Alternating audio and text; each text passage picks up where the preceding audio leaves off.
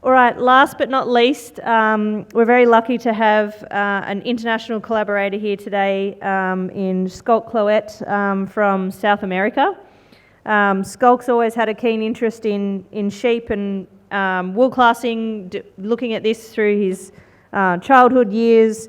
He also has a master's and a PhD and is a highly acclaimed researcher, and recently has been spent most of his time looking at genetic factors affecting reproduction in sheep. Most of his professional career has been through Stellenbosch University, and really good to say that Schalk has actually been the author and co-author of around 350 papers, so he's a highly acclaimed scientist, and we're really lucky to have him here today. Although Schalk has actually officially retired, he's still highly involved with the research community and has had a great chance to catch up with many of his colleagues from AGBU here as well. Today he's going to share with us some of the lifelong reproduction work with the Ellensburg merino flock, demonstrating divergent performance of 2 selection lines. So please welcome Schalk to the stage. Thank you, Lady Chair. Thank you, Clara.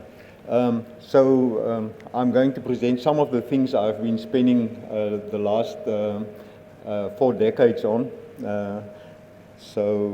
But Peter has asked me also to give you some indication, okay, so going that direction, on the South African sheep industry and the genetic resources, and then I'm going to talk about selection for reproduction, direct effects on number of lambs weaned and its components, and then I'm also looking at correlated responses in neonatal behavior of ewes and lambs, as well as live weight in bull and resistance to parasites.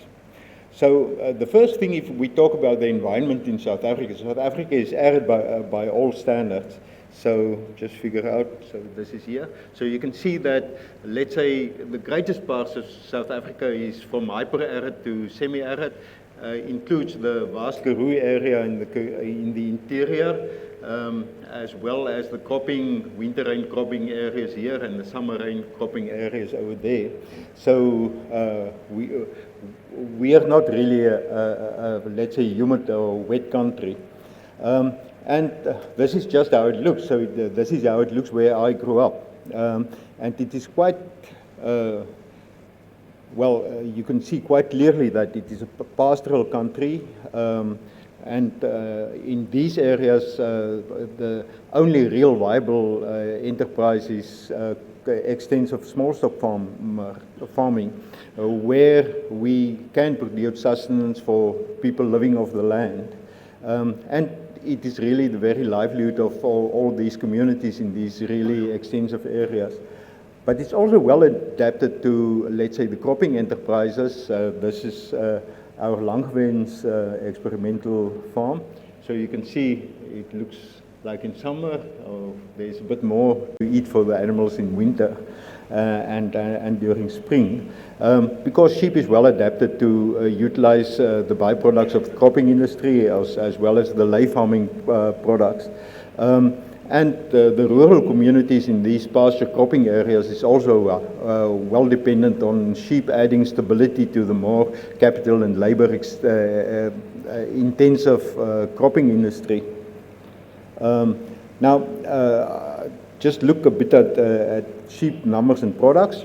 So on this axis we have got years, here we've got the sheep numbers, there we've got product output. So you can see what happened is the South African sheep flock has gone down quite a bit from above 30 million to at present a bit under 20 million. And then wool production has done more or less the same until, let's say, around the turn of the century, but then it stabilized or maybe slightly improved. And when we look at the meat production, it went down quite drastically until about 1995, but then our farmers have been able to change it a bit, and you can see this is the production and this is the consumption kind of. So what happens is this deficit is just made up by imports, including some imports, I guess, from you guys. And at present, imports are at relatively low levels because our farmers are actually able to meet most of the demand. This is what the sheep numbers look like, and you can see that most animals are wool. So Duni Merino, this is sheep contributing data to our national scheme. So both, we've got the Duni Merino, the Merino, and the Esemat Merino. That is almost 70% of the data contributed. Then the Dorper as the meat breed is the next, about 20%. Dormer, Ile-de-France, and Merino land sheep, the terminal sire breeds, so they also contribute about 10% in total. And then the meat pasture is kind of an emergent breed, filling the space where you need, let's say, real intensive things. So it's an adapted indigenous sort of breed. When we look at numbers, so again, we've got years here and a number of weights here. So the Merinos has been more stable than most of the other things. So they've contributed winning weights quite consistently over years. Duni Merinos, they are very prescriptive in what they are doing, and they set record winning weights, and they recorded winning weights. Esemat Merino is a bit lower. Dormers from a low base, but increasing their winning weight production. And the Dorpers is interesting because they were told, okay, produce winning weights, and then there was a fight on one of the council meetings, and they decided, no, we're going to drop it, and they lost half of the winning weights in about 1 year. Now, in the national scheme, we record growth for all breeds, wool traits for Merinos and Duni Merinos, and then some measures of reproduction for all breeds, but there is limitations because sometimes we don't have mating lists, so we lose track of conception rate or lambing rate, and lamb mortality is on average not recorded all that well. And it means that when we are doing analyses, number of lambs born and weaned are often expressed relative to used land.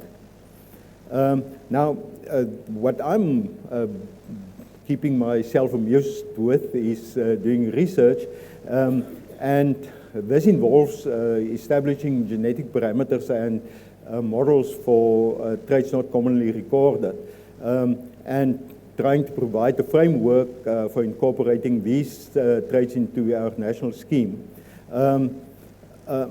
I think it's going to be more profitable, but it's also advantageous on ethical and sustainable grounds, which is a great part of what we intend to do at this meeting. It's early days, but we are still surely making some gains. And if I could have a superpower, it would be to convince everyone that we need to start recording more traits in our national scheme. So that would have been a nice superpower for me to have. This is just, I would just want to say people that contributed. Zianda, oh no, okay, so let's just go back. Okay. This is people contributing work. Zianda, she did the work on the fecal worm accounts. Denise, I'm not actually going to talk about her work, but she really did quite nice work showing the stress responses and the hormones of the animals. Marley, she worked on the behavior of neonatal ewes and lambs. Ansi, the blowfly work is from her work, and then Nelius, he actually spent quite a lot of time in Australia working with our colleagues at the University of New England and Animal Genetics and Breeding Unit. Now, okay, I think it is fair that we should applaud our prolific use, but I think we should ask ourselves, do they rear all the lambs that was born? And I think it's nice to pay tribute to Murray Ball with these kind of cartoons, because he's really brought some light into my life a couple of decades ago. To introduce, I think reproduction, we all know it's economically important, and lamb mortality, apart from its economic importance, is also important welfare trait. And thanks for introducing, let's say, the concept of a composite trait, number of lambs weaned, as well as its components, fertility and twinning rate, as well as ewe rearing ability. Now, I'm going to share experience gained by selection for and against number of lambs weaned. Now, quite often farmers ask me, why the heck did you select against number of lambs weaned? Now, I could just say that this comes from the mid-80s of the previous century, and at that stage, everybody was thinking, okay, reproduction is so lowly heritable, it's going to be difficult to make progress.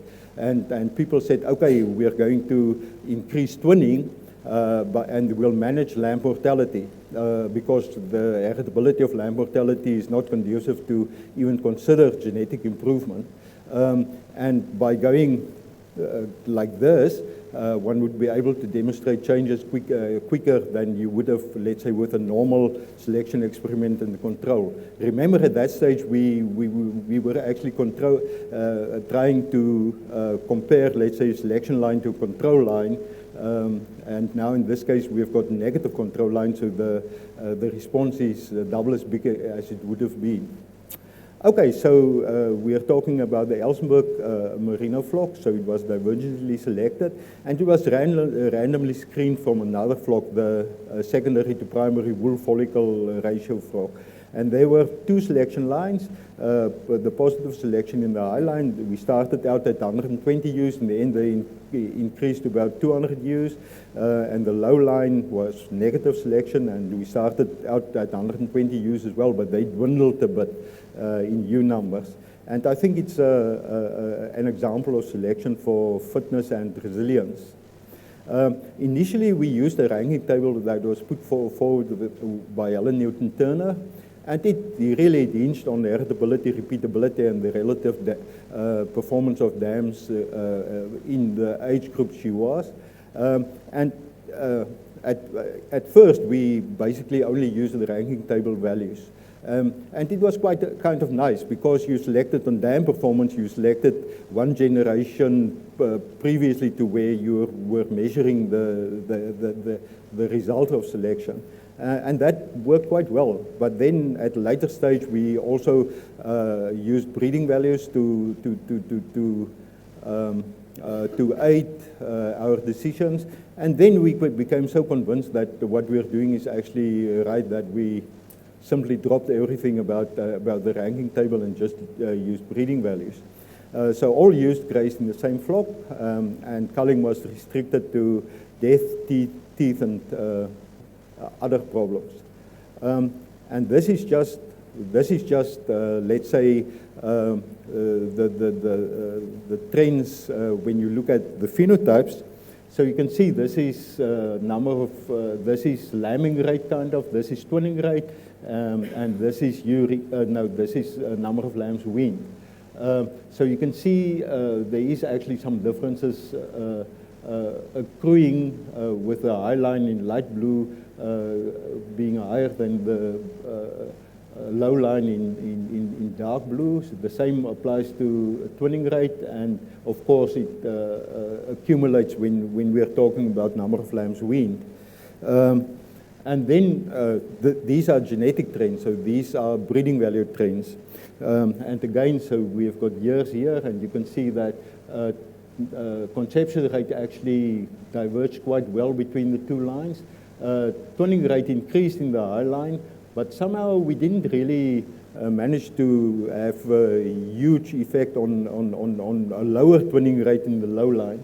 And then, of course, ewe rearing ability also increased in the high line and was reduced in the low line. This is just this is now the number of lambs weaned, the composite trait, and these are individual breeding values for those. So you can see these kind of maroon values for the high line and yellowish values for the low line. But one could put it together, and if you kind of contract the graphs to the mean, then you can see there was progress about 1% upward in the high line and about a bit more than 0.5% downwards in the low line. Now we need to look at components of this thing called lamb survival, and I think you all have been trying to do this and feeling that it was very dark inside there, and it's difficult to figure out what is where and that sort of thing. So I think it's important to think about youths that struggle to lamb. What we did is we did behavior work, and we have been able to demonstrate that parturitions became longer in the low line, but they became shorter in the high line. And this means that we've had to assist fewer ewes in the high line than in the low line as time progressed.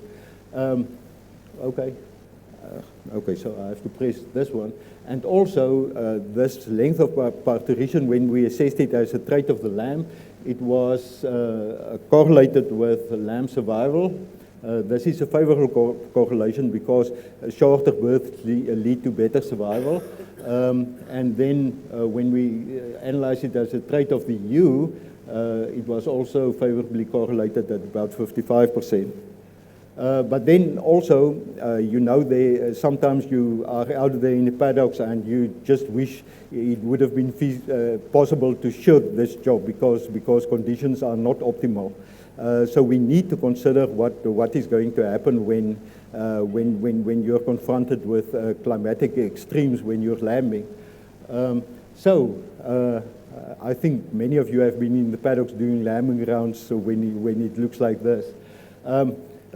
So important is for the ewe to assist with the first suckling attempts of the lamb up here. And what happened is, well, typically you would like the ewe to stand still, to adopt a slightly hunched position, and to kind of nudge the lamb in the position that he or she can get access to the udder, and you don't want her to circle or back or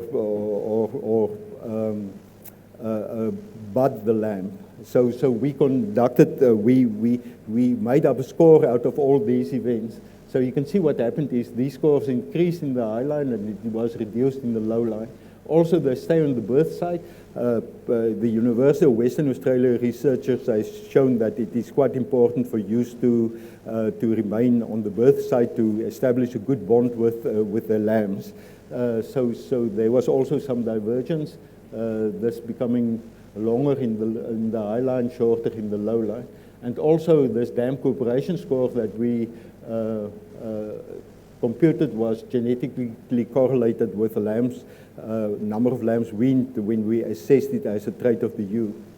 And then this is part of the things that Nelius did. We derived a kind of a chill index the lamb was born into, taking in consideration wind, temperature, and rain. And what we saw is that highline lambs were actually able to maintain their rectal temperature quite well on over this range of climatic conditions, whereas in the low line there was a tendency to drop off when conditions become worse. We contended that the highland lambs were better able to adapt to the cold, wet, and windy conditions.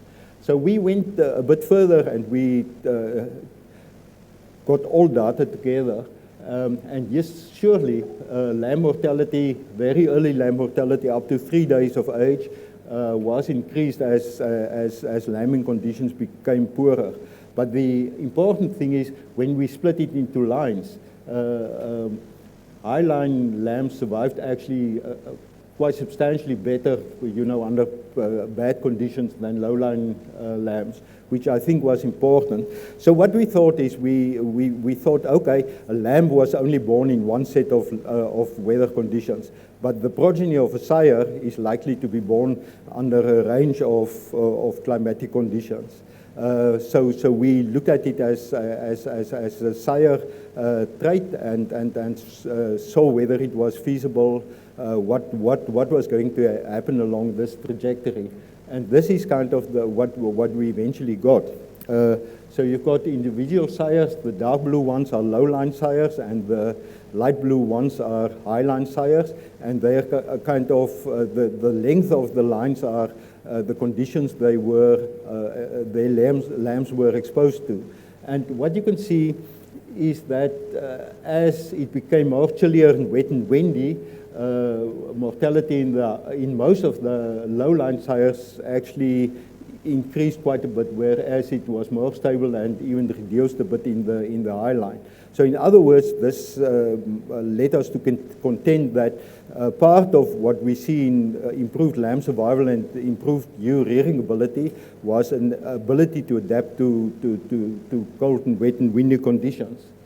Now also, of course, you know that a lamb depends on its dam for its sustenance. Highline ewes produce 15% more milk than lowline ewes, so that also was possibly making a contribution to what we observed. Yeah, I think components, of course, there wasn't that much of a difference. What happened when we talk about production traits?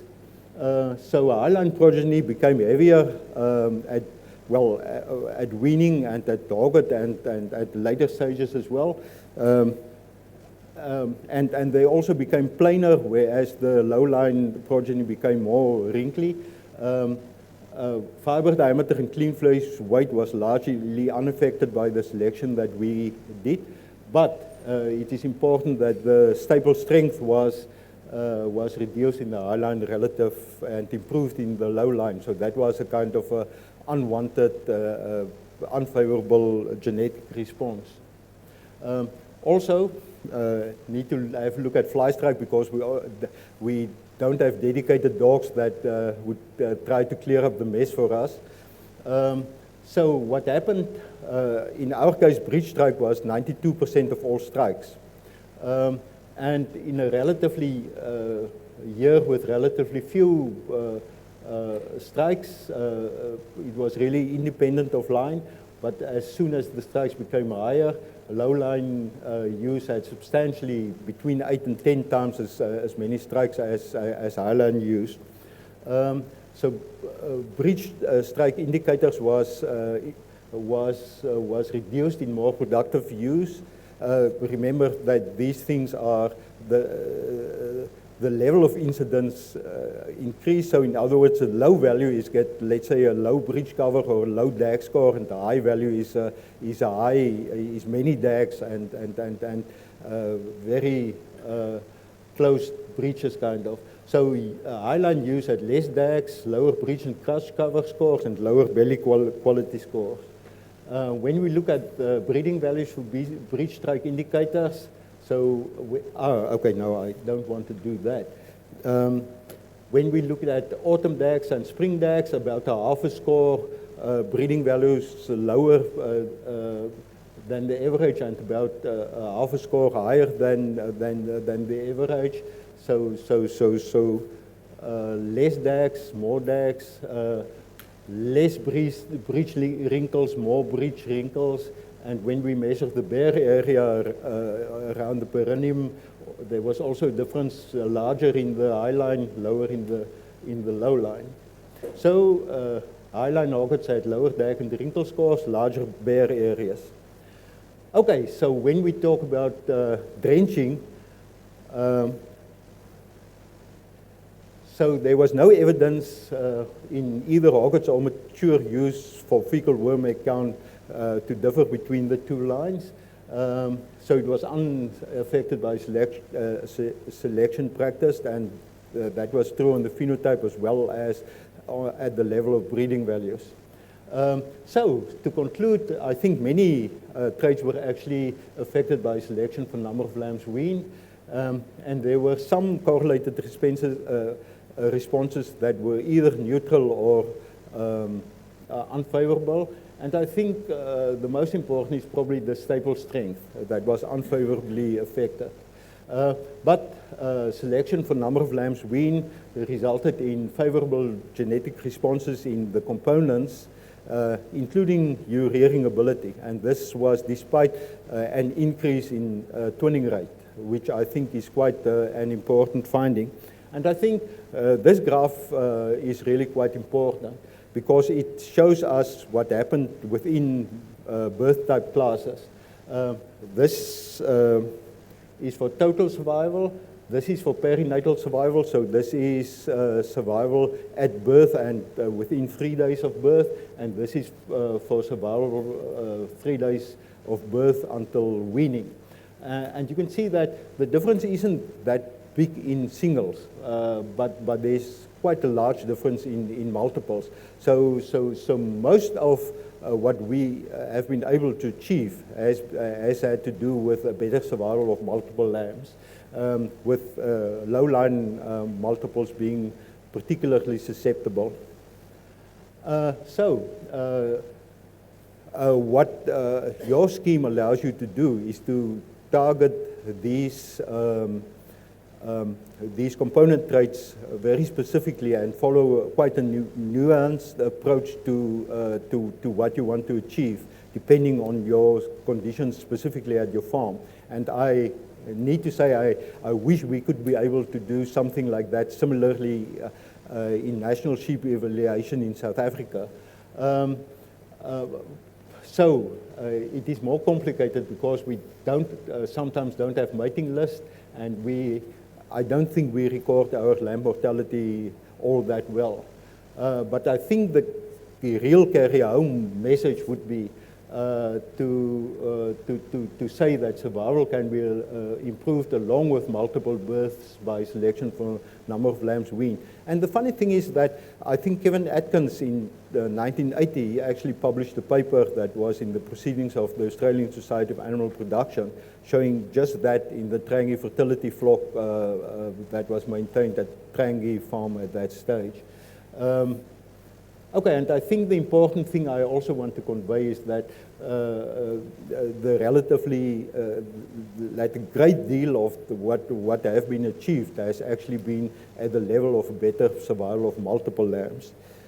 Now, okay, now all I need to do is thank a few people and Meat and Livestock Australia and Sheep Genetics, because I'm here because they assisted my traveling cost. So I'm very grateful for that. And then, of course, all the people that contributed to the research over years by funding it externally. And that's it.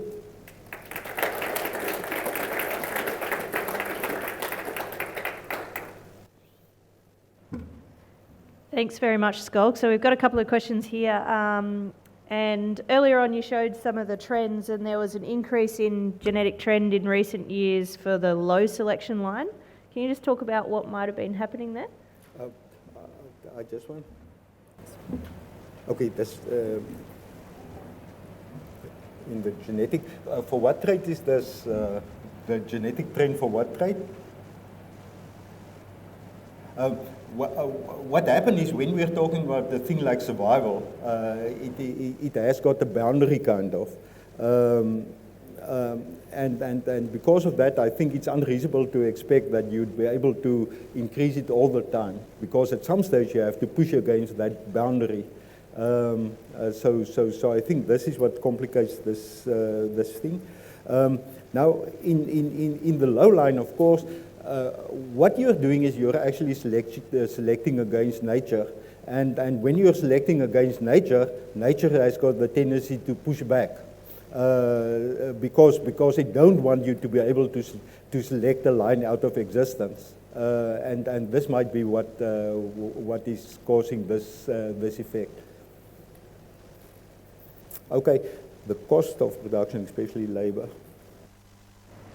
Yeah, so with the cost of production increasing, do you think that improving lamb survival is more sustainable than implementing management strategies? Yep. This is a highly debatable topic in South Africa as well, because what happens is some of our people actually resort to having, let's say, lambing cubicles and putting ewes in lambing cubicles and managing them quite intensively. Now, of course, this leads to high levels of lamb survival, I'm just not sure. I wish I had the data to show it, but I'm not sure if a lamb survival in a cubicle is genetically the same trait as lamb survival out in the paddock, and whether we're doing ourselves maybe a disservice by not taking this into consideration. Now, I think it is important that when you are actually selecting for ewes that are able to lamb better and are taking better care of their lambs, this is bound to have an effect on the amount of effort you have to put in terms of management. So I think this is actually a positive. If that answers the question. Other traits? Yeah, so one last question, and either in this work or through your experience, are other traits taken into consideration in relation to lamb survival? Not really. We only, the interesting thing is that, well, I'm diverging now, but what interested me is that I found out that there are ewes with more than 2 functional teats, which was quite surprising. Because at some stage we were kind of observing and we were sure the lamb was suckling, but we could see the teat and it was not suckling from the teat. And later on we caught the ewe and tipped her over, and then we realized that she actually had another functional teat above the teat that we were targeting. So that was interesting, but anyhow, we don't really take well, apart from, let's say, yearly routine checks on the other, we don't consider other traits during our selection process. All right, thank you very much, Schalk. It's been really good to have you here and talk to everyone about your work in South Africa. So thank you very much.